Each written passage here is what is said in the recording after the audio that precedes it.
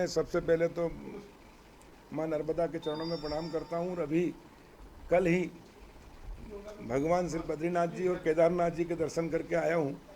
और प्रकृति की सबसे सुंदर देन इस धरती पे कोई है तो वो हमारा हिमालय है। और वहाँ पर बद्रीनाथ केदारनाथ जी धरती का स्वर्ग है, उनका आशीर्वाद लेके आया और सीधा अभी आई हूँ। दीपावली की आप सबको बहुत बहुत शुभकामनाएं। मध्य प्रदेश के किसानों को बधाई, शुभकामनाएं।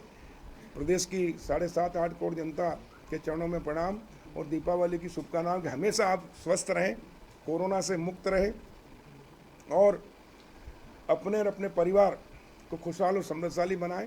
हमेशा आप कमल की तरह खिलते रहें, ऐसी मेरी शुभकामनाएं। सर, कोरोना काल के कार्यालय में सन्नाटा है। प्रदेश का जो शीर्ष नेतृत्व है कांग्रेस का, किसी प्रकार का कोई कार्यक्रम आयोजन की भी सूचना नहीं दी गई, ना ही आयोजन किया जा रहा है। देखिए, वो उनका काम है, लेकिन मैं पहले प्रधानमंत्री पंडित जवाहरलाल नेहरू जी के आज उनको प्रणाम करता हूँ, श्रद्धांजलि भी देता हूँ। अब कांग्रेस व्यवसायी के हाथ में आ गई है, उद्योगपति के हाथ में। अब कांग्रेस नहीं रही है। और वैसे भी मध्य प्रदेश में कमलनाथ जी और दिग्विजय सिंह जी ने दोनों ने मिलकर कांग्रेस को खत्म कर दिया। और अभी तो वो कोमा में है, चुनाव हारने के बाद उनको समझ भी मिल रही है। दीपावली में दीप भी नहीं जले। हाँ पीसीसी पर। हाँ, तो कांग्रेस खत्म कर दी ना उन्होंने। हमने कहा था ना, प्रधानमंत्री जी का जो संकल्प है ना, कांग्रेस मुक्त भारत, तो हो रहा पूरा।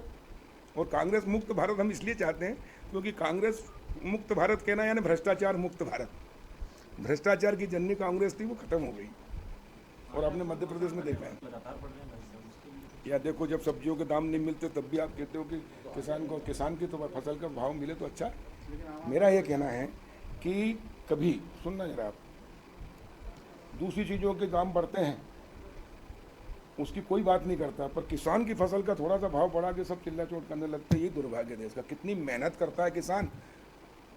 देखिए, ठंड में, रात में, गर्मी में, दिन में, धूप में, छाँव में, सांप, बिच्छू, गोइरा, बिजली का करंट, पूरा परिवार खपता है, तब जाके फसल पैदा होती है। और अगर उसको थोड़ा भाव मिल जाता है तो उसमें क्या तकलीफ है। और इसलिए मैं तो कहूँगा कि किसान को उसकी लागत का उचित मूल्य मिलना चाहिए। हाँ, बिचौलिया नहीं कमाए, सीधा किसान कमाए, यही हमारी प्राथमिकता है। अभी तक मेहनत करता था किसान और मज़े मारते थे बिचौलिए। अब बिचौलिए ख़त्म करना हमारी प्राथमिकता है और सीधे किसान को लाभ पहुँचे। और इसलिए हम गाँव की प्रॉपर्टी की, जैसे ये बिल्डिंग है, ये 1 करोड़ की है या 5 करोड़ की है या 1 लाख की है। शहर में है तो इसकी वैल्यू है, इस पर लोन मिल जाएगा, लिमिट मिल जाएगी, व्यवसाय करने के लिए सब कुछ, बैंक सब्सिडी मिलेगी। लेकिन ये गांव में है तो 1 करोड़ की बिल्डिंग पे 1 रुपये का लोन नहीं मिलता, न जमानत ले सकते, न लिमिट मिलती। इसलिए गांव पिछड़ते गए, शहर।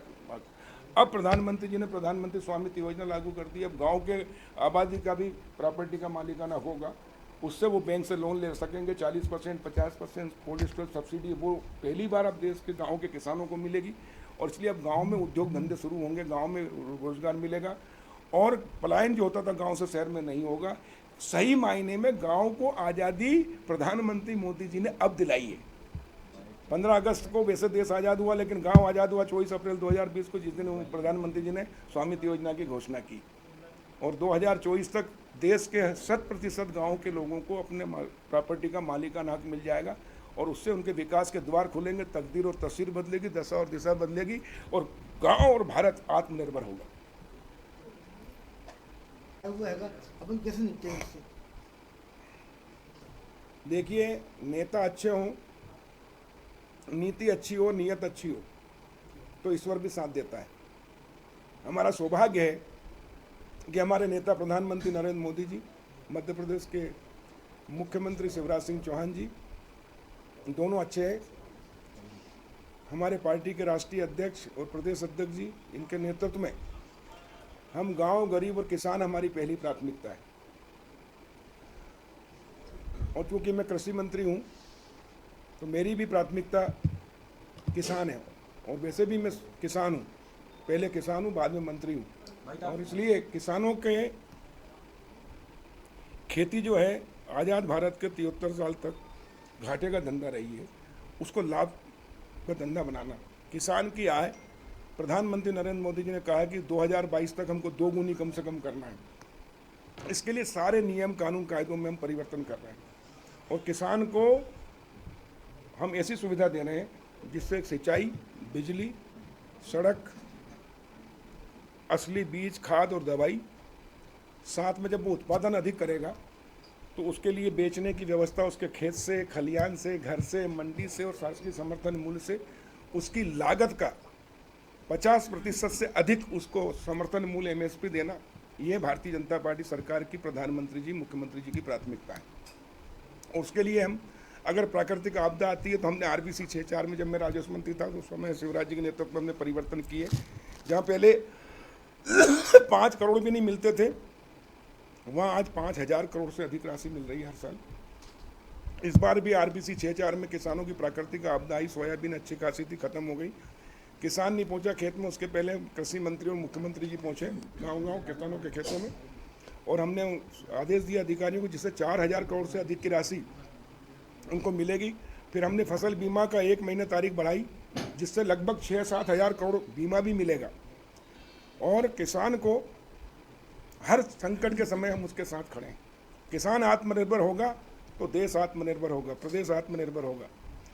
अभी आपने देखा कोरोना संकट के समय, लॉकडाउन के समय पूरा उद्योग जगत ध्वस्त हो गया, व्यापार ठप हो गया, 5-4 दुकान, लेकिन एक ही क्षेत्र था, वो थी खेती, कृषि जो खुली थी, उस पर कोरोना का कोई असर नहीं था। किसान और मजदूर खेत में मेहनत कर रहे, जिसके कारण इतना अनाज पैदा किया कि दोनों टाइम का भोजन, सब्जी और दूध की व्यवस्था हमको हो रही, जिससे हम जीवित हैं। और इसलिए अन्नदाता और जीवनदाता के चरणों में प्रणाम करते हैं, दीपावली की शुभकामना देते हैं, और उनको स्वावलंबी बनाने के लिए जो भी हो सकता होगा हम सब कर रहे हैं। अभी मंडी एक्ट में हमने संशोधन किया, मॉडल मंडी एक्ट बनाया, देश का पहला राज्य मध्य प्रदेश। अभी भारत सरकार ने भी पूरे देश में उसको, मध्य प्रदेश का मॉडल को लेकर पूरे प्रदेशों को सलाह दी है और उसको लागू कर रहे हैं। दूसरा, किसान और मजदूर, खेती ही ऐसी क्षेत्र है जो रोजगार देता है अधिक से अधिक लोगों को। अभी हमने देखा गर्मी में हमने मूंग डैम का पानी छुड़वाया, हरदवा डैम होशंगाबाद, 3,000 करोड़ की मूंग हुई, और करीब 400-500 करोड़ किसान मजदूरों को लॉकडाउन के समय हमने रोजगार दिया है।